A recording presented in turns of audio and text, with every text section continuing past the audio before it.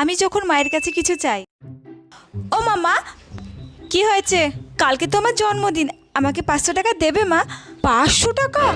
কেন, তুই 500 টাকা দিয়ে কী করবি? বন্ধুদেরকে খাওয়াবো। এক পয়সা ইনকামের মুরদ নেই, ওনাকে 500 টাকা দিয়ে বন্ধুদেরকে জন্মদিনে খাওয়াতে যাবে? বেরো ওখান থেকে, বেরো। সবসময় তুমি আমার সাথে এমন করো, তাও না মা। তুই আরেকবার টাকা চেয়ে দেখ, মেয়ের মুখ ভেঙে দেবো কিন্তু বলে দিলাম। সবসময় এরকম করে।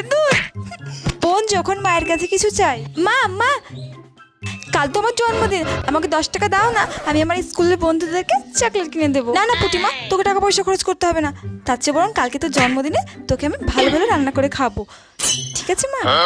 আমার সব বন্ধুরা জন্মদিনে আমাদের সবাইকে চকলেট কিনে দেয়, তুমি আমাকে দেবে না? আরে চুপ কর চুপ কর। ঠিক আছে, আমি কালকে তোর ব্যাগে এতগুলো চকলেট দিয়ে দেবো, তুই কালকে সবাইকে দিয়ে দিস, ঠিক আছে?